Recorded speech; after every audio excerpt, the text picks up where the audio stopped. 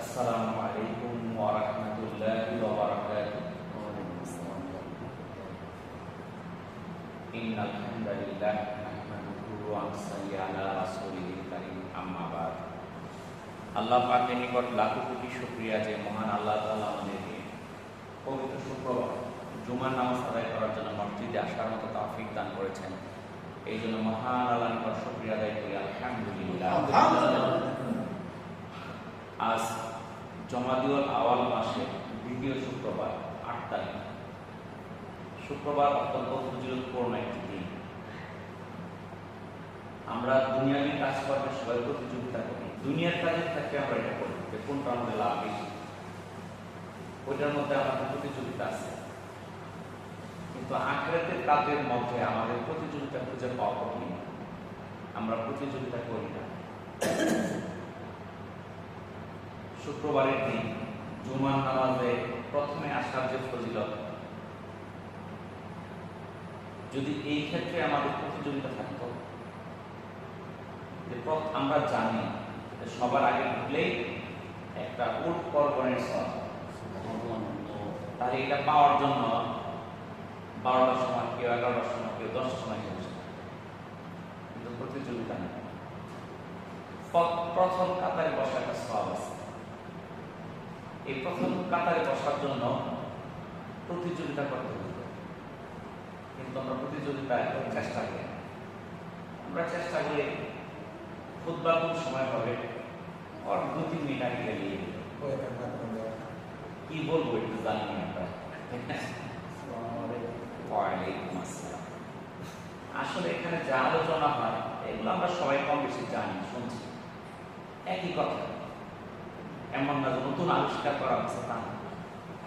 আল্লাহ তাআলা যে কোরআন নাযিল করছে প্রায় ১,৫০০ বছর আগে, আল্লাহ রাসূলের যে হাদিসগুলো, ওগুলো তো আলোচনা করা হয়। কিন্তু যদি আমরা শুনি তাহলে ফায়দা কি? তাহলে সেগুলোর উপরে আমাদের আমল করা সহজ হয়। তো আমাদেরকে সবাই দুনিয়ার কাজে প্রতিযোগিতা করি, করেন, সমস্যা নেই, কিন্তু আখিরাতের কাজেও প্রতিযোগিতা করতে হবে। আল্লাহ তাআলা পবিত্র কোরআন সূরা বাকারা ১৪৮ নম্বর আয়াতে বলেন, অতএব তোমরা সৎ কাজে প্রতিযোগিতামূলকভাবে এগিয়ে যাও। তাহলে সৎ কাজে কিভাবে আগাতে হবে? প্রতিযোগিতামূলকভাবে, কে কার চেয়ে বেশি সৎ কাজ করতে পারে, এই দিকে আমার প্রতিযোগিতা থাকতে হবে। এটা কার নির্দেশ? আল্লাহ তাআলার নির্দেশ। সূরা আল ইমরানের ১১৪ নম্বর আয়াতে আল্লাহ তাআলা আরো বলেন, আর তারা সৎকর্মে পরস্পরের মধ্যে প্রতিযোগিতা করে, আর এরাই হলো সৎকর্মশীল। তাহলে এখানে আল্লাহ তাআলা কি জানাই দিলেন? তারা সৎকর্মে পরস্পরের সঙ্গে প্রতিযোগিতা করে, আর এরাই হলো সৎকর্মশীল। সৎ কাজ কিরকম? নামাজ পড়েন, আপনার সঙ্গে আরেকজন আছে, সেও নামাজ পড়ে, আপনি তার সঙ্গে প্রতিযোগিতা করেন। সে নামাজে যে সময় আসে তার আগে আসে, তার চেয়ে সুন্দরভাবে আদায় করেন। সে যদি রোজা রাখে, আপনি তার সঙ্গে রোজা রাখেন, রোজার থেকে আপনি আগে থাকেন। দেখা গেল আপনার বন্ধু মানুষ, সে রোজা মাস রোজা রাখে, আপনি সঙ্গে কি করলেন?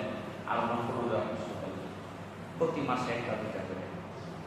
কিংবা আপনার বন্ধু প্রতি মাসে 1-2টা করে, আপনি 3টা-4টা করলেন। এইগুলো প্রতিযোগিতা করা।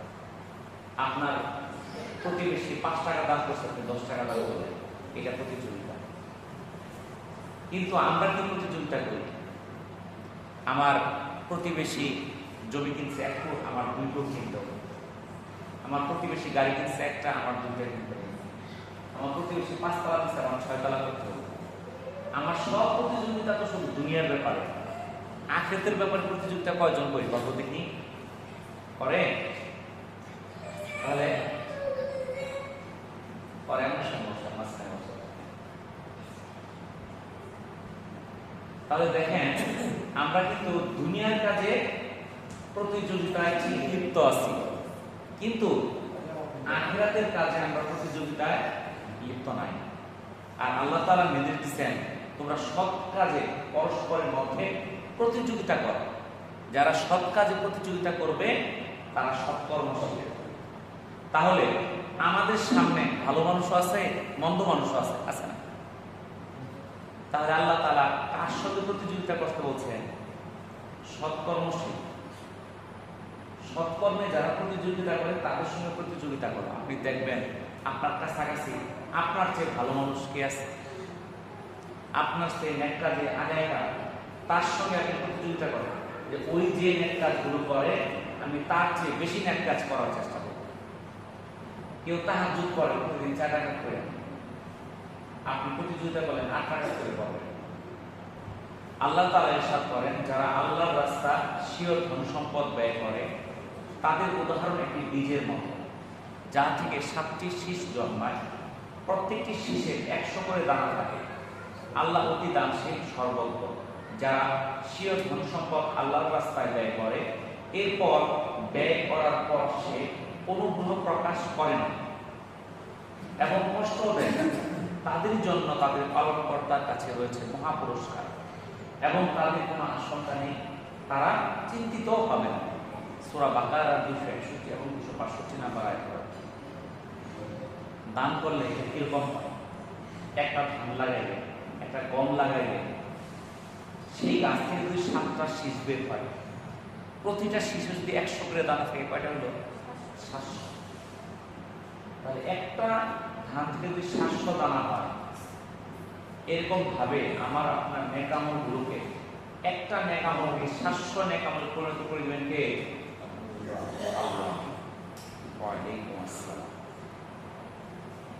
আল্লাহ তাআলা বলেন যারা আল্লাহর রাস্তায় স্বীয় ধন সম্পদ ব্যয় করে আল্লাহর সন্তুষ্টি অর্জনের লক্ষ্যে এবং নিজের মনকে সুদৃঢ় করার জন্য, তাদের উদাহরণ টিলায় অবস্থিত বাগানের মতো, যাতে প্রবল বৃষ্টিপাত হয় অতঃপর দ্বিগুণ ফসল দান করে।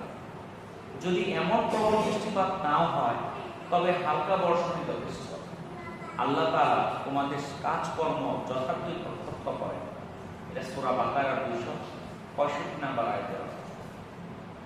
আল্লাহ তাআলা আরো বলেন সন্দেহ নেই মুমিন তো তারাই আল্লাহর নাম উচ্চারিত হলে যাদের অন্তর ভীত সন্ত্রস্ত হয়ে পড়ে। যখন তাদের নিকট তার আয়াতসমূহ তিলাওয়াত করা হয় তখন তা তাদের ঈমানকে বাড়িয়ে দেয় এবং তারা তাদের প্রভুর উপর ভরসা রাখে। যারা যথারীতি নামাজ আদায় করে এবং আমি তাদেরকে যে রিজিক দিয়েছি তা থেকে তারা ব্যয় করে, এরাই হচ্ছে প্রকৃত মুমিন। তাদের জন্য তাদের প্রভুর নিকট রয়েছে সুউচ্চ মর্যাদা, ক্ষমা ও সম্মানজনক রিজিক। এটা সূরা আনফালের 2-4 নম্বর আয়াতে। তাহলে আল্লাহ তাআলা এই আয়াতে মুমিনের সংজ্ঞা দিলেন, মুমিন কাকে বলে। কিন্তু মুমিনের সংজ্ঞা কি এটা আল্লাহ তাআলা কোরআনে জানাই দিলেন। যার অন্তরে বা সামনে যখন আল্লাহর নাম উচ্চারিত হয় তখন তার অন্তরটা ভীত হয়ে যায়। যখন কোরআন তেলাওয়াত করা হয় তখন তার ঈমানটা মজবুত হয়ে যায়। সে তার প্রভুর উপর, তার আল্লাহর উপর ভরসা করে, নামাজ আদায় করে এবং যেই রিজিক আল্লাহ তাআলা দিয়েছে সেখান থেকে সে ব্যয় করে। সেই হচ্ছে প্রকৃত মুমিন। তাহলে মুমিনের সংজ্ঞা আল্লাহ তাআলা বললেন 1 নাম্বার আল্লাহকে ভয় করতে হবে। কোরআন তিলাওয়াত হইলে তার ঈমানটা বৃদ্ধি পাবে। যথারীতি সে নামাজ আদায় করবে, যে রিজিক আল্লাহ তাকে দিয়েছে সেখান থেকে সে ব্যয় করবে, তারাই হচ্ছে প্রকৃত মুমিন। আর তাদের জন্য রয়েছে মহান আল্লাহর নিকট সুউচ্চ মর্যাদা, ক্ষমা এবং সম্মানজনক রিজিক। তাহলে এখানে আল্লাহ তাআলা এটার বিনিময়ে আমাকে কি দিবেন? যদি আমি মুমিন হইতে পারি, এর বিনিময়ে 1 নম্বরে আল্লাহ দিবেন সুউচ্চ মর্যাদা। দেখবেন যে দুনিয়ার মধ্যে অনেক মর্যাদাশীল ব্যক্তি আছে, সামনে দেখলে আমরা সালাম দিই, যখন পার হয়ে যায় মনে মনে গালি দিই, এরকম ব্যক্তি আছে না? কিন্তু আল্লাহ তাআলা যাকে সুউচ্চ মর্যাদা দিবেন তাকে সামনে মানুষ সম্মান করবে, পিছনেও সম্মান করবে, দুনিয়াতেও সম্মান পাবে, আখিরাতেও সম্মান পাবে। তার জন্য রয়েছে মহান আল্লাহ তাআলার ক্ষমা এবং সম্মানজনক রিজিক। এই যে আমরা রিজিকের জন্য যে পেরেশান, সকাল থেকে সন্ধ্যা পর্যন্ত আমরা রিজিকের অন্বেষণে দৌড়াইতেছি, খেতে, খামারে, চাকরিতে, ব্যবসাতে, বাণিজ্যে, কিন্তু আল্লাহ তাআলা ঘোষণা দিয়েছেন যারা প্রকৃত মুমিন তাদের জন্য রয়েছে সম্মানজনক রিজিক। আপনি বলতে পারবেন আমি এটা করে খাই, অনেক পেশাজীবী আছে, সে বলতে পারে না কি করে খায়, সে মানুষের সামনে বলে না আমি এটা করে খাই। বুঝতে পারছেন? কেউ চুরি করে, কেউ ডাকাতি করে, কেউ ছিনতাই করে, কেউ সুদ খায়, কেউ ঘুষ খায়। এমন কিছু ব্যবসা বাণিজ্যের সঙ্গে জড়িত যেটা মানুষের সামনে প্রকাশ করা যায় না। এমন অবৈধ অনেক ব্যবসা আছে, মাদক দ্রব্য আছে, এরকম অনেক ব্যবসা আছে, ইয়াবা বিক্রি করে, তার মানুষের সামনে বলতে পারে আমি এই ব্যবসায়ী, এতে কোনো সম্মান নাই। আমার ব্যবসা, যেই ব্যবসাটা হালাল, ছোট হইতে পারে, তার মধ্যে সম্মান আছে। পবিত্র কোরআনে আল্লাহ তাআলা বলেন, শয়তান তোমাদেরকে দরিদ্রতার ভয় দেখায় আর তোমাদেরকে মন্দ কাজে কৃপণতার আদেশ দেয়। এটা সূরা বাকারার 268 নম্বর আয়াত। তাহলে আল্লাহ তাআলা কোরআনে জানাই দিলেন, শয়তান আমাদের কিসের ভয় দেখায়? দারিদ্রতার ভয় দেখায়। তুমি যদি দান করো তুমি তো গরিব হয়ে যাবা, এটা বলে শয়তানে। কার কথা এটা? শয়তানের কথা। বুঝতে পারছেন? কি বলে শয়তান? বলে তো দেখি। শয়তান বলে তুমি যদি দান করো তুমি কি হয়ে যাবা? গরিব হয়ে যাবা। আর সে আবার আদেশ করে কৃপণতা, দান করো না। তাহলে শয়তানের কথায় যদি আমি চলি তাহলে জয়ী হইল কারা? হযরত সালেম রাদিয়াল্লাহু তাআলা আনহু থেকে বর্ণিত, রাসূলুল্লাহ সাল্লাল্লাহু আলাইহি সাল্লাম বলেন, দুইজন ব্যক্তির উপর ঈর্ষা করা যায়। একজন হলেন সেই ব্যক্তি যাকে আল্লাহ তাআলা কোরআনের জ্ঞান দিয়েছেন আর সে রাত দিন তা চর্চা করে। অপরজন হলেন যাকে মহান আল্লাহ তাআলা সম্পদ দিয়েছেন আর রাত দিন সে মানব কল্যাণে তা খরচ করে। এটা সহিহ বুখারীর একটা হাদিস। তাহলে দুইটা কাজে ঈর্ষা করা যাবে, প্রতিযোগিতা করা যাবে। কিসের মধ্যে? আল্লাহ তাআলা কোরআনে যে জ্ঞান দিয়েছে সেই জ্ঞান থেকে সে দিন রাত চর্চা করবে। কার চেয়ে? আমি অমুকের চেয়ে বেশি চর্চা করব। আরেকজন দান করে, আমি তার চেয়ে বেশি দান করব। এইগুলো হলো প্রতিযোগিতা। ওমর ইবনে খাত্তাব রাদিয়াল্লাহু তাআলা আনহু থেকে বর্ণিত, রাসূলুল্লাহ সাল্লাল্লাহু আলাইহি সাল্লাম আমাদেরকে সাদকা করার নির্দেশ দেন। ঘটনাক্রমে সেদিন আমার কাছে মালও ছিল। এই হাদিসটা বর্ণনা করতে কারা? হযরত ওমর ইবনে খাত্তাব রাদিয়াল্লাহু তাআলা। তিনি বলতেছেন, রাসূলুল্লাহ সাল্লাল্লাহু আলাইহি ওয়াসাল্লাম আমাদেরকে সাদকা করার নির্দেশ দিলেন। আল্লাহ রাসূল কি করলেন? তোমরা সাদকা করো। ঘটনাক্রমে সেদিন হযরত ওমর রাদিয়াল্লাহু তাআলার কাছে কি ছিল? মালও ছিল। তিনি মনে মনে ভাবলেন, আজ আমি আবু বকরের চেয়ে দানের দিকে অগ্রগামী হব। সে নিয়ত করলো কি মনে মনে, আবু বকর তো দান করে, আজকে আমার কাছে সম্পদ আছে, আমি তার চেয়েও দানে অগ্রগামী হব। যদিও আমি কোনোদিন দানে তার চেয়ে বেশি অগ্রগামী হতে পারিনি। সে অনেক চেষ্টা করছে কিন্তু তার চেয়ে দানে আগায় যেতে পারে না। কিন্তু আজকে যেহেতু সম্পদ আছে, এই সুযোগটা সে গ্রহণ করে। কাজেই হযরত ওমর রাদিয়াল্লাহু তাআলা যত মাল ছিল তার অর্ধেক মাল নিয়ে এসে বিরাট স্তূপ করে ফেলল। সেটা আল্লাহ রাসূলের সামনে উপস্থিত করল। রাসূল সাল্লাল্লাহু আলাইহি সাল্লাম আমাকে জিজ্ঞাসা করলেন, হযরত ওমর রাদিয়াল্লাহু তাআলাকে জিজ্ঞাসা করলেন, পরিবারের জন্য কি রেখে এসেছ? হযরত ওমর রাদিয়াল্লাহু তাআলা বললেন, এর সমপরিমাণ, অর্থাৎ জানিয়ে আসছি এর সমপরিমাণ রাইখে আসছি। ওমর রাদিয়াল্লাহু তাআলা বলেন, আবু বকর রাদিয়াল্লাহু তাআলা তার সমস্ত মাল নিয়ে উপস্থিত হলেন। রাসূলুল্লাহ সাল্লাল্লাহু আলাইহি সাল্লাম তাকে জিজ্ঞাসা করলেন, হে আবু বকর, পরিবারের জন্য তুমি কি অবশিষ্ট রেখে এসেছো? হযরত আবু বকর রাদিয়াল্লাহু তাআলা বললেন, আমার জন্য আল্লাহ ও তার রাসূলই যথেষ্ট। অর্থাৎ কিছুই রেখে আসি নাই, আমার যা ছিল আমি সব নিয়ে আসছি। তখন ওমর রাদিয়াল্লাহু তাআলা বললেন, আমি কখনোই কোনো বিষয়ে আর হযরত আবু বকরকে অতিক্রম করতে পারবো না। এটা সুনানে আবু দাউদের 1678, মিশকাতের 6000 নাম্বার হাদিস। তাহলে দেখেন সাহাবীদের মধ্যে কিসের প্রতিযোগিতা হইতো? কার চেয়ে কত বেশি দান করা যায়। আজকে আমরা দান করলে আমাদের হাত কাঁপে, মনের মধ্যে ভয় এসে যায়। এটা শয়তানের ধোঁকা। শয়তান আমাদেরকে কৃপণতার নির্দেশ দেয় যে তুমি খরচ করো না, খরচ করলে তো তুমি গরিব হয়ে যাবা।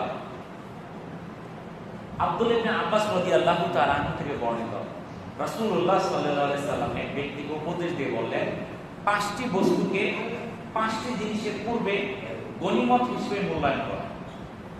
কি বলছে? 5টা বস্তুকে 5টা বস্তুর আগেই গনিমত হিসেবে মূল্যায়ন করে। 1 নাম্বার, বার্ধক্যের পূর্বে তোমার যৌবনকে। 2 নাম্বার, অসুস্থতার পূর্বে তোমার সুস্থতাকে। 3 নাম্বার, দারিদ্র্যের পূর্বে তোমার সচ্ছলতাকে। 4 নাম্বার, ব্যস্ততার পূর্বে তোমার অবসরকে। 5 নাম্বার, মরণের পূর্বে তোমার জীবনকে।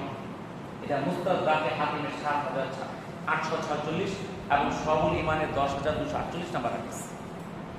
তাহলে এই যে 5টা জিনিসের কথা আল্লাহ রাসূল বলে দিলেন, এটা একবার চলে গেলে আর ফেরত পাওয়া যাবে না। 1 নাম্বারটা কি?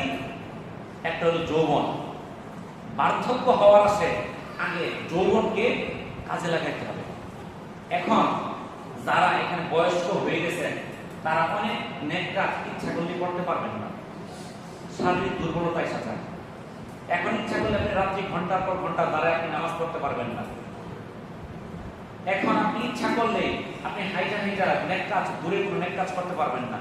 আপনি মসজিদের শ্রম দিতে যায়, এখানে যে প্লাস্টারগুলো খুলছে, এখানে টাইলস করার জন্য অনেক কাজ করছে, কিন্তু অনেক বয়স্ক লোক ছিল, তার মনে ইচ্ছা ছিল আমি একটু কাজ করতাম, কিন্তু এখন শরীরের শক্তি নাই। তাহলে ওই যে লোকটা বয়স্ক হওয়ার জন্য কাজ করতে পারলো না, তার মনেও আফসোস, সে কিন্তু ওই কাজ আর কখনো করতেও পারবে না, কারণ তার কাছে সেই শক্তিটা আল্লাহ তাআলা নিয়ে নিচ্ছে। কিন্তু যখন যৌবন ছিল তখন সে যে কোনো নেক কাজ করতে পারত, তার পক্ষে অনেক নেক কাজ করা সম্ভব হইতো। তাহলে আমাদের যৌবনটাকে কি করতে আল্লাহ তাআলা আমাদেরকে দিচ্ছে, এইটা আমাকে গনিমত হিসেবে মনে করতে হবে। আমার নেক কাজ করার এখনই সময়। আমি বয়স্ক হয়ে গেলাম, কি অবস্থায় থাকবো আমি জানি না, তখন আমার কাছে নেক কাজ করা সম্ভব হবে কিনা আমি জানি না। এমন অসুস্থতা হয়ে পড়বো, মসজিদ পর্যন্ত আসার শক্তি থাকবে না। এই জন্য যৌবনকে কি করতে হবে? গনিমত হিসেবে মনে করতে হবে। অসুস্থতার পূর্বে সুস্থতাকে। এই যে আমরা সুস্থ আছি, আমরা যুবক মানুষ, যদি অসুস্থ হয়ে যায় তখন মনটা কিরকম লাগে খেয়াল করেন। তখন ইচ্ছা করলে কিন্তু তখন নিজেকে কিছু করা যায় না, কিছু জটিল রূপ হয়ে যায়। মানুষের আশা ভরসা শেষ হয়ে যায়, সে বাঁচবে কি মরবে হিসাব নাই, তখন সে সব কিছু শঙ্কিত হয়ে যায়। তখন সে ভীষণ জটিল কোনো রোগের ঝোঁক ধরে গেলে তখন সে আশঙ্কিত হয় যে আমি কি করবো, আমার পরিবার কি করবে, আমি মারা গেলে পরিবার কি করে চলবে। সে হতাশায় ভুগে, সে ভালো কোনো কাজের মধ্যে সময় দিতে আর পারে না, তার মন চায় না যে আমি এই কাজটা করি। তাহলে এই অসুস্থতা হওয়ার আগে আমি যখন সুস্থ ছিলাম, নেক কাজগুলো আমাকে সঠিকভাবে করে নিতে হবে। এমন রোগ হয়েছে আমি রোজা রাখতে পারতেছি না, এমন রোগ হয়েছে আমার কাছে টাকা আছে আমি হজ করতে পারতেছি না, হয় না? অনেক বয়স্ক লোক টাকা আছে, সুস্থ ছিল, তখন সে হজ করে নাই, বলছে আগামী বছর করবো, তারপর বছর করবো। এমন অসুস্থ হয়েছে তার পক্ষে আর হজ করা সম্ভব না। তাহলে অসুস্থতা হওয়ার আগেই যখন সে সুস্থ ছিল তখন তার নেক কাজগুলো করতে হবে। দারিদ্রতার পূর্বে সচ্ছলতাকে তার গনিমত হিসেবে গ্রহণ করতে হবে। আপনার কাছে টাকা আছে আজকে 100, ইচ্ছা করলে আপনি 10 টাকা দান করে দিতে পারেন, কালকে নাও থাকতে পারে। অনেক ব্যক্তি আছে তার হজ করার মতো অনেক টাকা ছিল, কিন্তু কোনো কারণে সে দরিদ্র হয়ে গেছে, এখন তার পক্ষে হজ করা সম্ভব না। তার যাকাত দেওয়া তার উপর খরচ ছিল, সে বলছে পরে দিও, কোনো কারণে সে দরিদ্র হয়ে গেছে, ব্যবসা বাণিজ্যে লস খাইছে, অন্য কোনো করে টাকা তার হারাই গেছে, তখন তার কিন্তু সেই নেক কাজগুলো আর করতে পারবে না। এই জন্য যখন সচ্ছলতা থাকবে, হাতে টাকা থাকবে, তখন আপনি কি করেন? এই সচ্ছলতাকে ব্যবহার করেন নেক কাজের জন্য। 4 নাম্বার, ব্যস্ততা আসার আগে অবসরকে কাজে লাগান। দেখেন যখন আমাদের অবসর থাকে, কোনো কাজ থাকে না, আমরা চার দোকানে বসে বসে টিভি দেখি, কিংবা বন্ধুদের নিয়ে আড্ডা দিই, খেলাধুলা করি, বেড়াইতে যাই, ঘুরতে যাই। কিন্তু যেই সময়টা অবসর, সেই সময়টা তো আল্লাহ তাআলা আমাকে দিয়েছিল একটা গনিমত হিসেবে, তুমি নেক কাজ করো।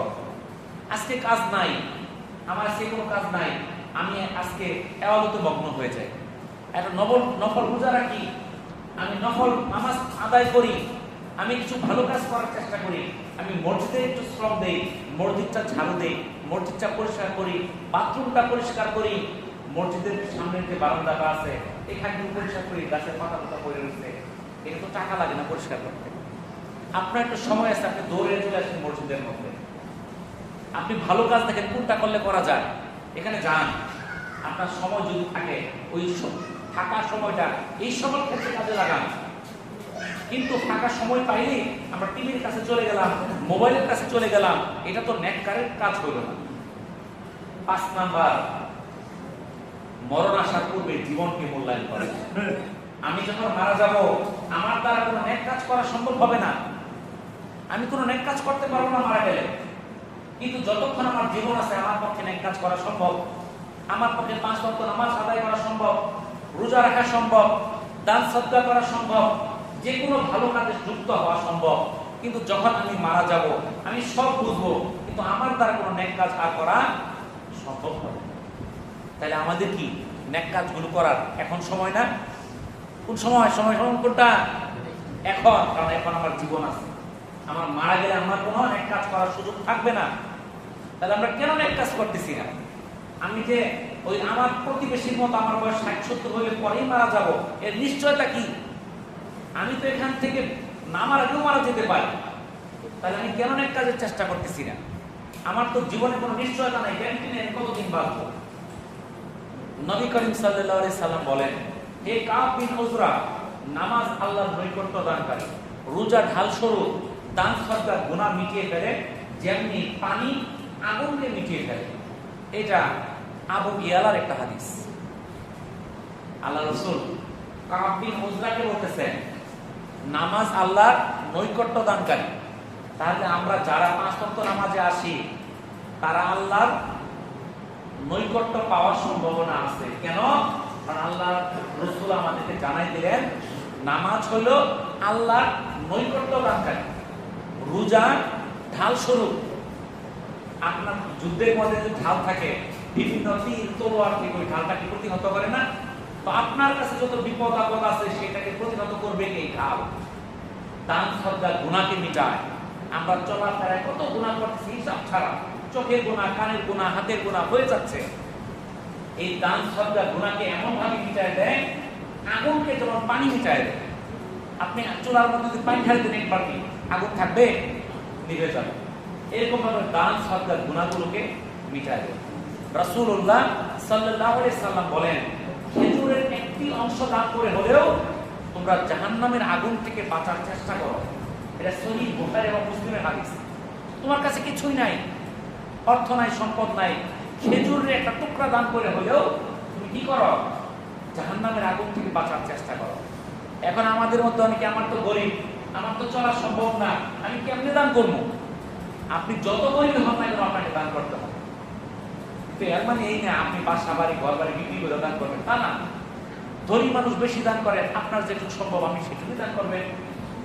আপনার পক্ষে 2 টাকা সম্ভব 2 টাকায় দান করবেন। যার পক্ষে 2 লাখ সম্ভব সে 2 লাখ করবে। আপনার 2 লাখ নাই, আপনি করবেন কেন? ঠিক আছে না? কিন্তু যার কাছে যেটুকু আছে সেটুকু দান করে হলেও জাহান্নামের আগুন থেকে বাঁচার চেষ্টা করার জন্য আল্লাহ তাআলা রাসূল আমাদেরকে নির্দেশ দিয়েছেন। হযরত আবু হুরায়রা রাদিয়াল্লাহু তাআলা আনহু থেকে বর্ণিত, রাসূলুল্লাহ সাল্লাল্লাহু আলাইহি সাল্লামকে প্রশ্ন করেছেন, ইয়া রাসূলুল্লাহ, কোন সদকা সবার সেরা? হযরত আবু হুরায়রা রাদিয়াল্লাহু তাআলা বলতেছেন, আমি রাসূলুল্লাহ সাল্লাল্লাহু আলাইহি সাল্লামকে জিজ্ঞাসা করলাম, কি ইয়া রাসূলুল্লাহ, কোন সদকা সবার চেয়ে সেরা?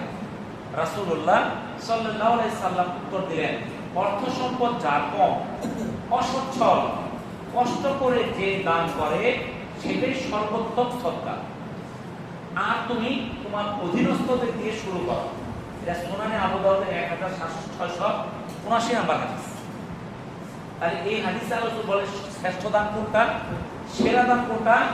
যার অর্থ সম্পদ কম, অসচ্ছল, কষ্ট করে যে দানটা করে, এটার মধ্যে এটা হলো সবচেয়ে দামি, এটা হলো সেরা দান। আমরা মনে করি টাকা বেশি দিলে আমি সেরা দান পেলো না। যে অভাবের মধ্যে আছে সেই যে কষ্ট করে 1-2 টাকা দিল, এই দানটাই সেরা। তাহলে আমরা মনে করি টাকা নাই, আমি দান করবো কেমনে? আমার টাকা না থাকলেও যেটুকু আছে আমি চেষ্টা করবো। আর এই দানটা শুরু করতে হবে অধীনস্থদের দিয়ে।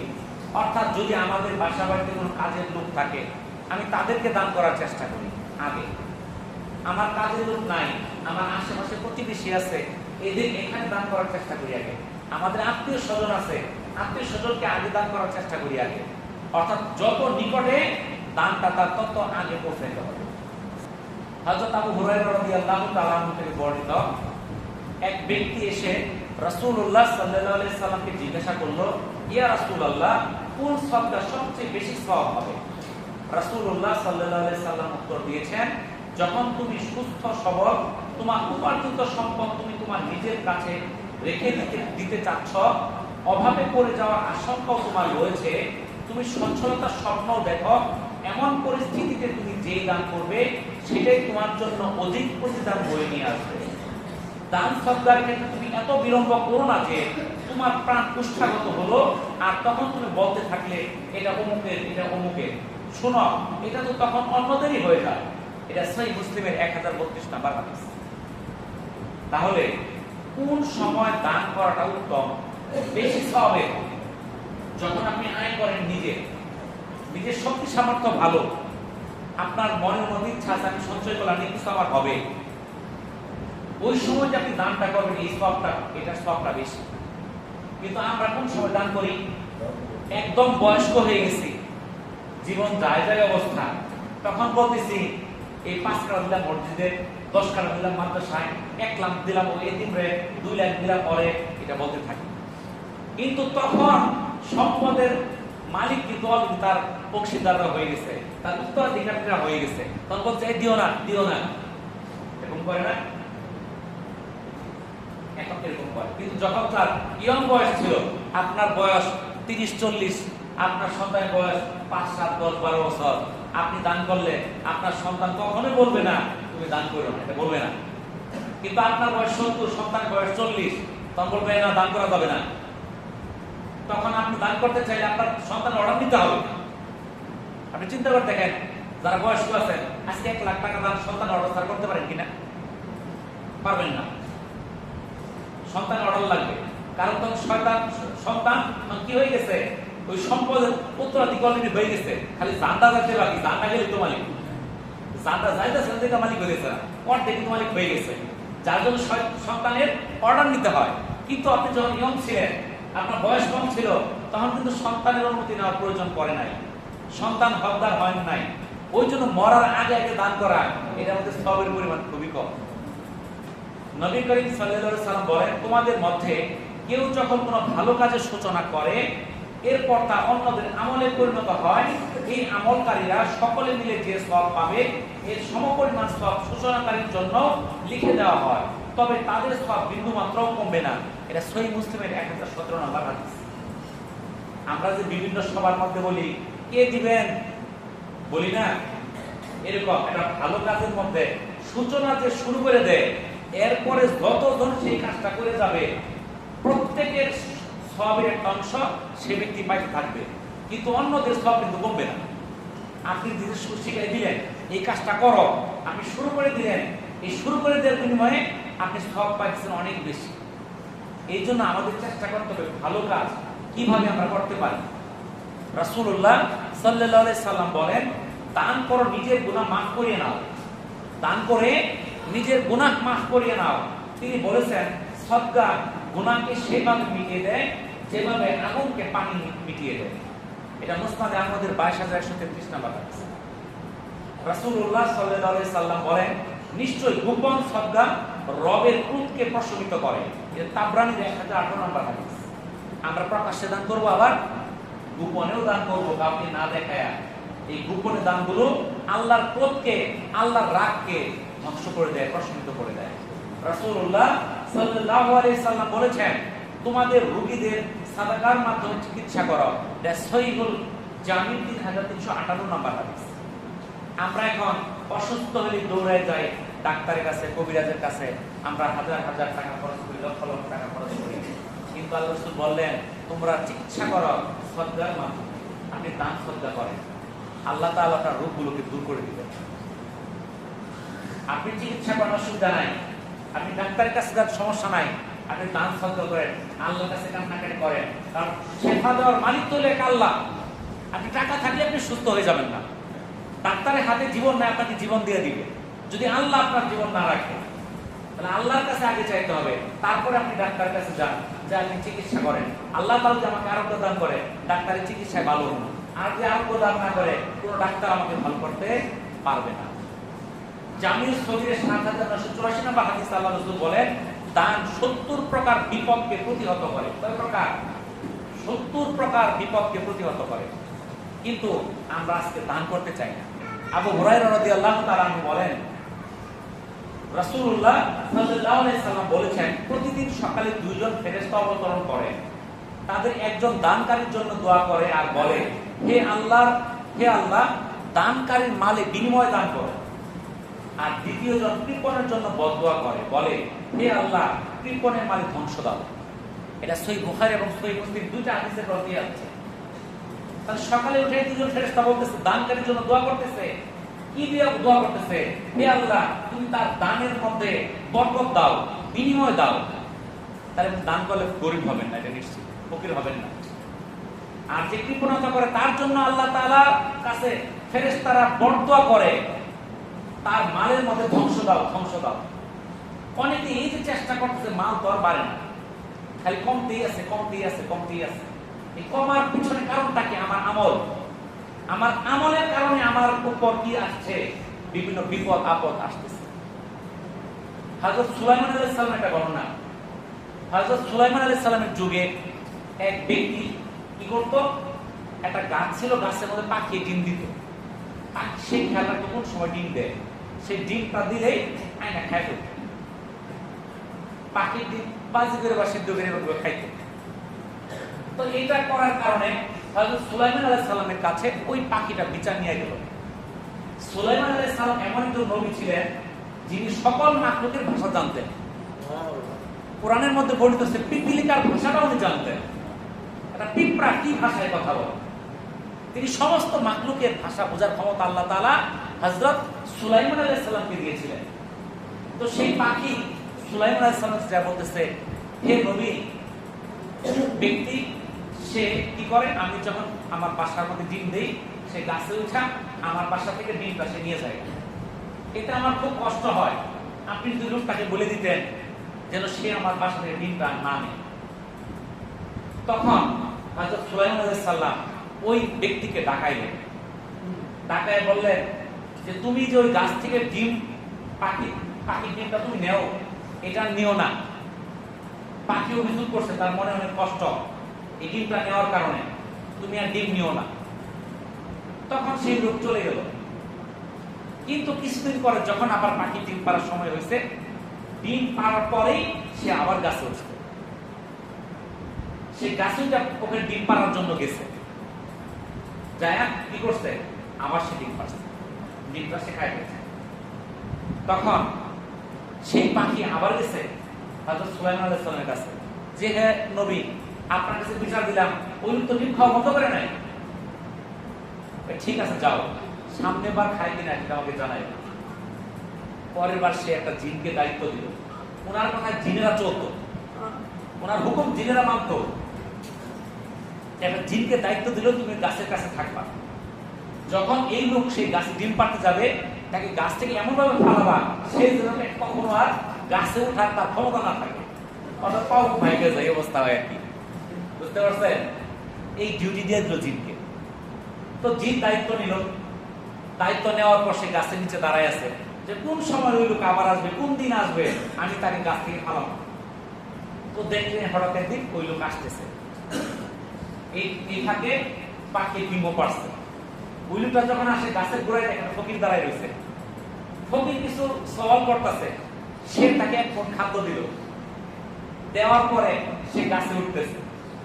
গাছে উঠলো, যখন জিন তাকে ফালাইতে গেল, জিনেরই অনেক দইনে ফালাই দিল। ওই লোক ঠিকই ডিম পাড়ে নিয়ে খাই হিসাবে। আশ্চর্যের বিষয়, পাখি আবার গেল সুলাইমান আলাইহিস সালামের কাছে, যে আপনার কাছে দুইবার বিচার দিলাম, বিচার তো হইল না, আবার খাইছে। তখন আবার জিনকে ডাকলো, এই জিন, তোমার যে দায়িত্ব দিচ্ছিলাম তুমি দায়িত্ব পালন করছো? আমি দায়িত্ব পালন করছি, কিন্তু আমি কিছু করতে পারি নাই। আমি যখন তাকে ফালাইতে গেছি, আমার এই দুইজন ফেরেশতা ধরে নিয়ে অনেক ধরে নিয়ে ফালাই দিয়ে আসছে। আমি কি করবো? তুমি কোনো ঘটনা দেখছো? আরো দেখছি। কি দেখছ? ওই লোকটা গাছে উঠে ওঠার আগে কিছু দান করছিল, একটা সরকারি কিস্তি দিয়ে পরে উঠছিল। তো বললো এইটাই হলো কারণ, এই সরকারিকে সে দান করার কারণে তার বিপদ থেকে বাঁচানোর জন্য দুজন ফেরেশতা তোমাকে নিয়ে দূরে ফেলে একটা রেখে আসছে। দেখছেন তো, তাহলে দানকারী সব। কিন্তু আজকে আমরা দান করতে ভয় পাই। দান করলে আমাদের যদি সম্পদ শেষ হয়ে যায়, এই চিন্তায় আমরা থাকি। বুঝতে পারছেন? এই বর্ণনাটা তাসকিরাতুল আম্বিয়ার মধ্যে আসছে। জান্নাতে যাওয়ার মাধ্যমটা কি? রাসূলুল্লাহ সাল্লাল্লাহু আলাইহি সাল্লাম বলেছেন, যে ব্যক্তি আল্লাহর সন্তুষ্টি লাভের উদ্দেশ্যে মসজিদ নির্মাণ করে, আল্লাহ তাআলা তার জন্য জান্নাতে একটি ঘর নির্মাণ করে দিবেন। সুবহানাল্লাহ। এটা সহিহ বুখারী 450 এবং সহিহ মুসলিমের 533 নম্বর হাদিস। তাহলে এই যে আমরা প্রতিযোগিতা শুরু করছি, এই যে মসজিদ নির্মাণের জন্য আমরা সভা করলাম, অনেকেই শ্রম দিল, যারা এই কাজগুলো করছে তারা কিন্তু সৌভাগ্যবান। এই আল্লাহর ঘর নির্মাণের ক্ষেত্রে তারা হাত লাগাইছে, তার শ্রমটা দিছে, এটা কিন্তু সৌভাগ্যের বিষয়। যে পারলো না, ওই দুর্ভাগ্যের বিষয়। আর যে আলোচনাগুলো করলাম, আল্লাহ তাআলা আমাদেরকে আমল করার তৌফিক দান করুন। আমিন। ওয়া আখিরু দাওয়ানা আলহামদুলিল্লাহি রাব্বিল আলামিন। আসসালামু আলাইকুম ওয়া রাহমাতুল্লাহি ওয়া বারাকাতুহু।